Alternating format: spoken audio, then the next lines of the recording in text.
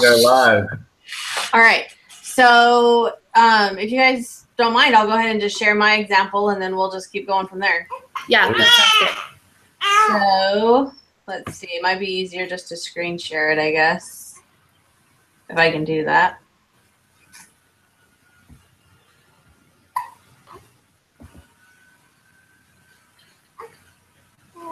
Can you guys see that? Yeah, a little bit. Yeah. So what I did is I basically said my example was someone who got arrested for driving while drunk. So the substantive law applies when if the person is, they have to be, it has to prove that they were doing something wrong.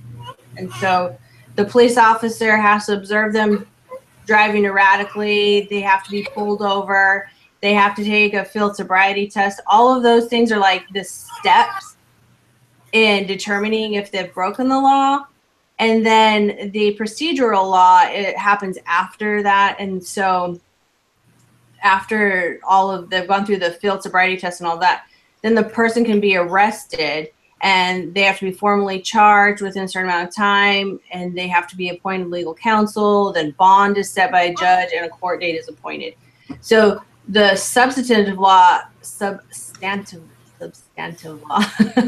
Sounds great. Those are the rules around deciding if you're broken the law, and the procedural law is what has to happen after you've been charged. It has to happen in a certain way. Your example is great. That's kind of what I came up with, but I don't know if it is 100% correct. I think it sounds about right. I think your procedural is spot on. And could you go over the substantive again? Because I feel like the part with the cop isn't what he does as important as what happens to the accused. I guess it does, because the cop is going to decide where to go from there. Right. Whether or not there needs to be any court position taken, any trial that needs to take place. So never mind. I think that's good. So, I mean, because go ahead. I was going to say, I had written down up here, just so that I could keep it straight, that substantive law consists of written rules passed by the legislature saying, if you do this, then you're going to have a punishment. And so that's kind of what the police officer would be trying to determine. Did you do this? And therefore, can I punish you by arresting you? Right. No, you're absolutely right. I mean, an example that I have is if somebody commits murder, let's say, there's not just one degree of murder. There's quite a few. I mean, you have to take into account if there was a reason that they were doing it. Did they have cause? Were they in their right mind for doing it? Was it on purpose? So if with all these factors coming into play, if they had a reason for killing this person, then the degree of murder needs to be heightened, and other measures will need to be taken. It's going to be a whole different playing field based on these factors. So like what you're talking about, I totally agree. Yeah. Well, see, and I took it from a totally different stance where I did it because substantive law also talked about contracts and different things so it's like the written words that like the company has written out, so their contracts and their own different things. So that's what I did instead of doing it through criminal. And so I just wrote something like that. So-and-so understood the obligations and the right that he had and the rights of his company because of the contracts that were negotiated and things like that against another company. That's what I wrote down. I don't know if that's kind of what I understood. It's substantial law is like the understanding of his own personal rights and company's personal rights based off of the contracts and the written law that they've agreed to. Does that make sense? Did I do that right? I think so. How did you do a different example then for the procedural law? Or did you? So for the procedural law, let me look at my example. I know. She doesn't agree. She thinks we're all wrong. I know. She's like, why aren't you paying attention to me? So what I wrote down is that the procedural law guided them through the trial in court, and it helped ensure that due process and the law in courts upheld the rules that were written down in the contracts negotiations. Yeah, That's what. Like spot on with procedural. Yeah. To me, procedural law is pretty straightforward. I mean, you have to follow the procedure that's been put in place. Yeah. Right. Yeah. My procedural example, going in with the whole murder thing was, let's say that in that same case, let's say somebody has been murdered, the person on trial that's being prosecuted, let's say the prosecutor brings up a new piece of evidence during the middle of this trial that the defense has never seen before. The defense can say, hey, we've never seen that. We'd like to call for a recess until we have time to fully review this piece of evidence. Because if the defense brings up, or the prosecution brings up piece of evidence out of nowhere, nothing can be done to the defendant until that piece of evidence has been reviewed and make sure it's legit. Yeah, fully agree. So now we have to decide what example we want to use and come up with a quiz question and some correct answers and some wrong answers.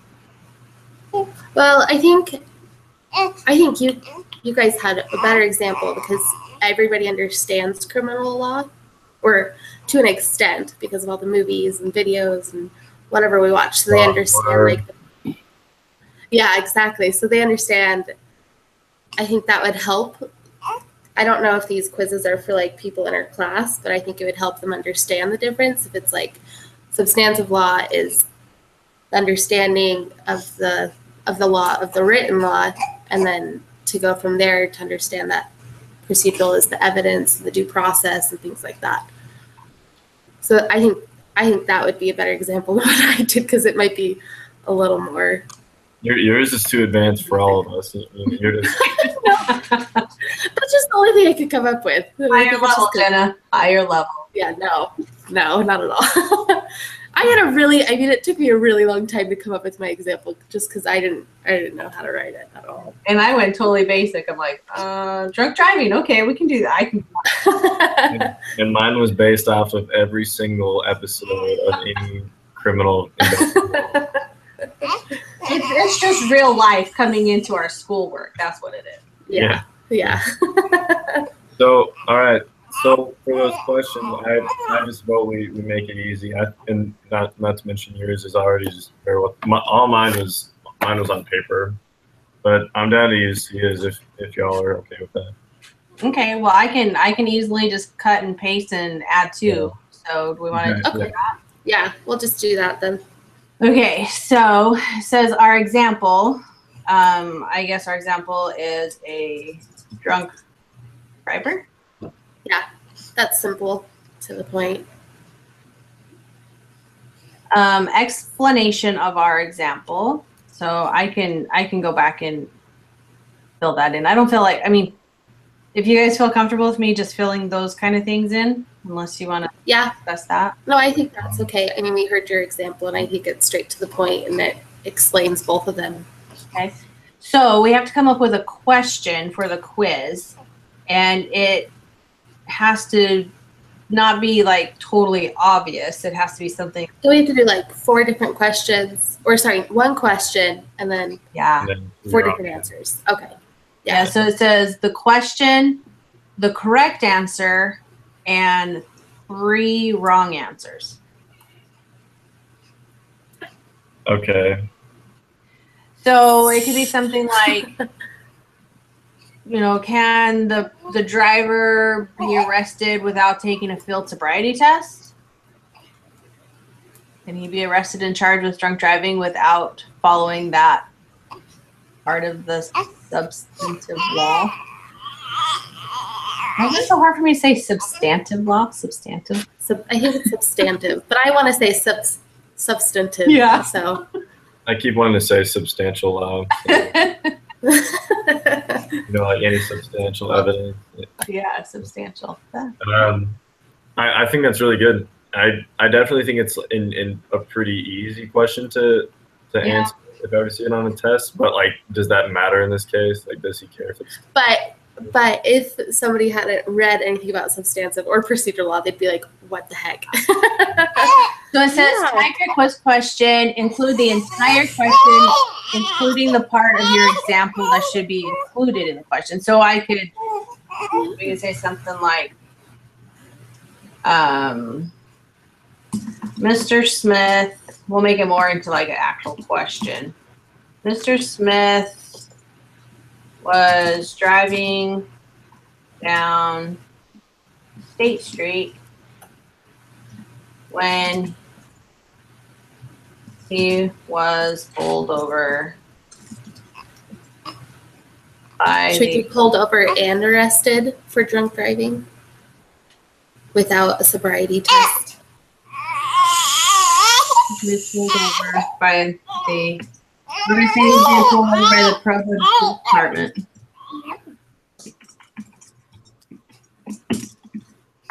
I do not live in Provo. I live in Portland, Oregon, so I can pick on Provo. Oh, that's totally fine.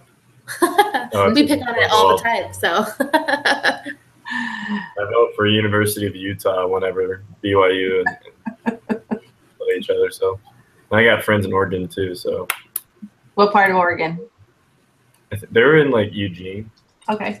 Oh, that's where my grandparents lived, and my aunt. Oh, I have an aunt and uncle that live in Portland, so there's kind of all that area.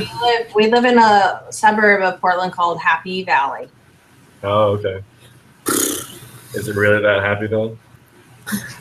It's happy when when the sun's shining and it's not raining, but that doesn't happen. Depends if you do time.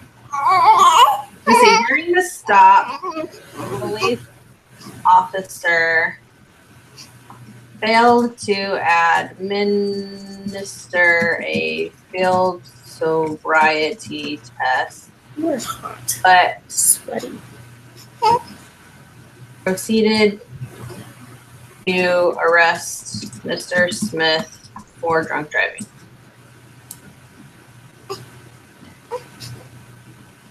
So, what do we want to say next? Do we need to explain it anymore? Did you already put the sobriety test in there? So it says Mr. Smith was driving down State Street when he was pulled over by the Provo Police Department for drunk driving. During the stop, the police officer failed to administer a field sobriety test, but proceeded to arrest Mr. Smith for drunk driving. Hold on. Did you say that like he did administer the test before he arrested him?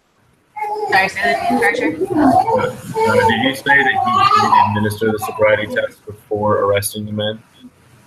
It said the police officer failed to administer a field sobriety test, but proceeded to arrest Mr. Smith for drunk driving. Okay. Yeah, that's good. What if for the correct answer, we asked the question, what if we asked what law did the officer not follow? Which law did he fail? Yeah, because I'm sure some people would think that was procedural. Yeah, I totally agree. That would have been my guess if I hadn't studied what we're studying. Because that is what it sounds like. It sounds like you have to go through certain steps, certain procedures. You have to at a final result. So I like the question setup. I think that's a good answer. Which law did the police officer fail to follow? Yeah.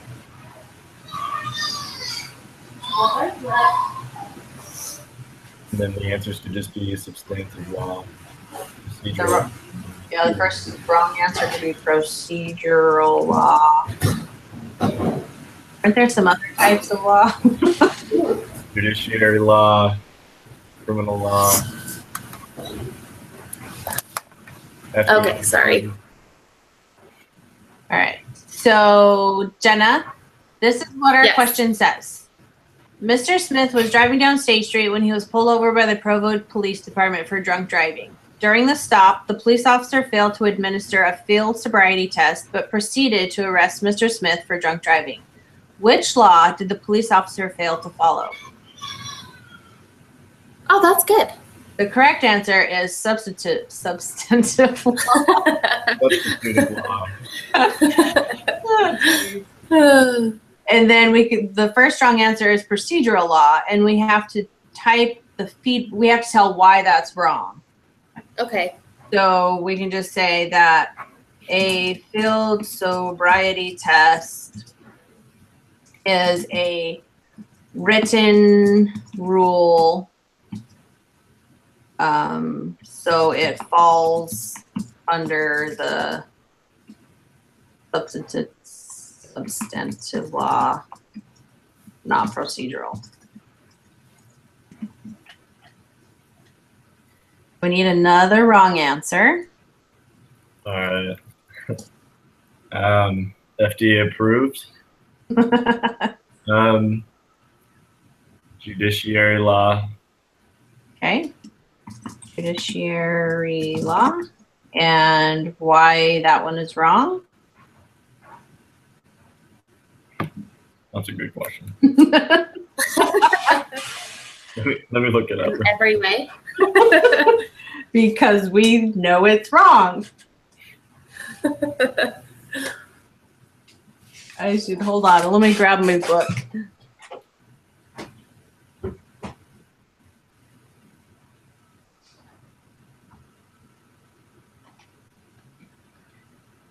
So I have 3 kids, and my son is 13, and he saw our book, this wonderful business law book, and he's like, sweet, I am going to read that book. So he fights me over being able to take the book to school to read.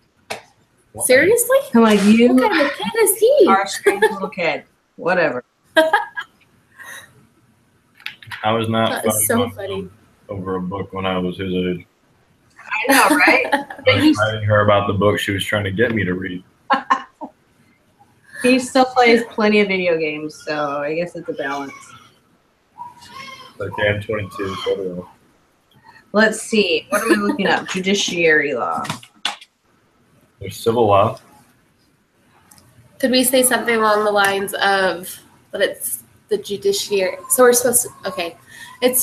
Oh my gosh. It's the judiciary law because he was judged before a sobriety test. I don't know. That would be a very wrong answer, but. Well, I think judiciary law, it just deals with the court system. He hasn't actually went into the court system yet. Right? No. Is that a true statement that it just deals?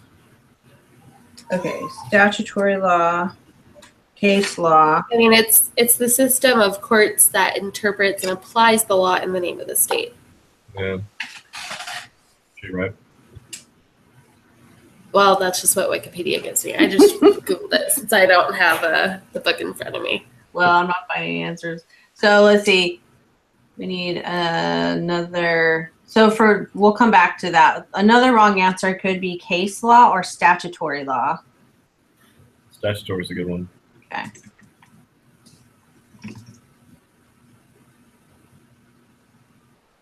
Statutory law, and it says these, let's see, blah, blah, blah, blah, blah.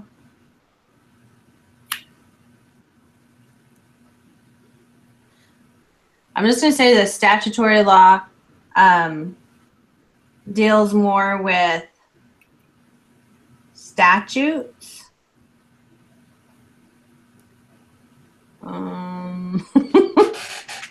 Sounds about right. That's why they call it statutory. It involves statues. Isn't rocket science here?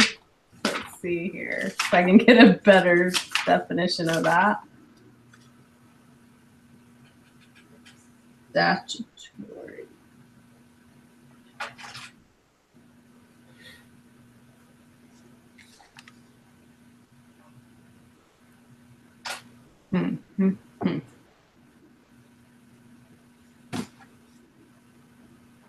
Statutory law in healthcare is the federal healthcare provider conscious protection. Statutes protect the healthcare provider conscience rights. They prohibit certain federal funds from discriminating against healthcare providers who refuse to participate in certain healthcare services on religious or moral grounds.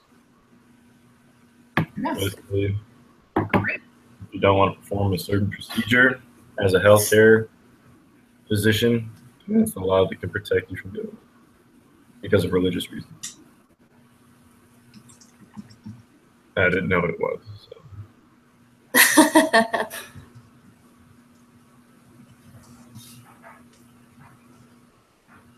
I'm just saying that statutory law deals primarily with statutes and codes, not the legal rights.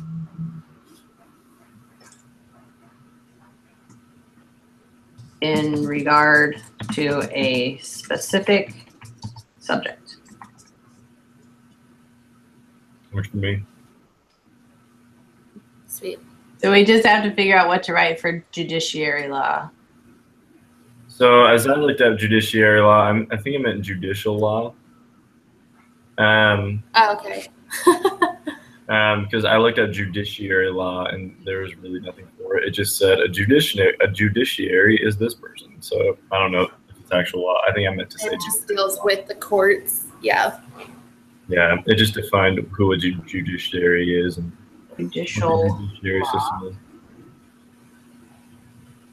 Another one we could say is martial law, if you want to go that route. Yeah.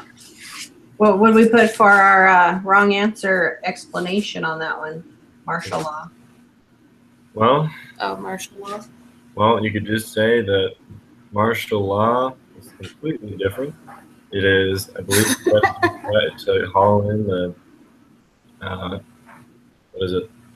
Basically put the country under, what is it, militial control. Yeah. I have it as martial law is the imposition of direct military control of normal civilian functions or government, especially in response to a temporary emergency such as an invasion or major disaster or an occupied territory. So we could totally do that, and we could just say that the police officer, was not he doesn't have the right to just do whatever he wants to do. He has to follow. Yeah. Absolutely. Does that make sense? I'll put it a little more eloquently than that, but.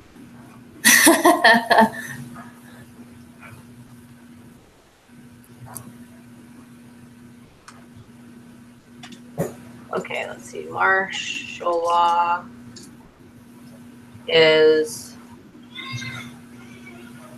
direct control of the military and not the police department. Sounds good to me. Okay, so we have the group assignment filled out. I will add a little bit more to the explanation of our example, but I need the link to our recording. So Karcher, maybe you could just email that to me when we're done here. Yes, ma'am. I made sure to copy it so that we can paste it. Oh, sweet. Okay. So do we have to fill out anything, or is it just one person in our group? I think it's just one person. So Okay. I'll go ahead and submit that, and then I'll let you guys know. It asked for the people who were in, so I just wrote down Jenna, Karcher, and Sia. So okay. Yeah, I feel bad, but we did try to get them in. Yeah. Well, it's 11:10 now, so I mean they've had 40 minutes to join. And they knew about it, not just today. So Yeah, we've been talking about getting together at 10:30 all week Mountain Standard, so it shouldn't be a surprise. do we want to have a standing time so it's the same every week? We don't have to question when it is. That would work best for me personally. Because world's life gets a little crazy. Yeah, for sure. Does this time work for you guys? Thursday morning? Right? Yeah, that works best for me. So Okay, so let's just, I think there was another thing that said one person had to let the instructor know what time we're meeting. So I'll go ahead and do that. Okay. oh, okay. So we'll just say Thursdays at 9:30 Pacific, 10:30 Mountain. All right. Okay, last question. You guys said earlier that there was something we had to submit personally. I didn't see anything about that. Yeah, it was, So it was the first section because I think I'm on wow, bright space. I'm on iLearn. Wow, that did not come to me at all. I'm on iLearn right now and I'm waiting for this to load. But I think it had like a due date 1, due date 2 in week 2. Yeah. So it was due date 1. It said individual assignment, individual example assignment. So basically it just gave us the group name for our groups and then we had to fill out our example and then we had to submit it on Tuesday. Was it Tuesday we had to submit it?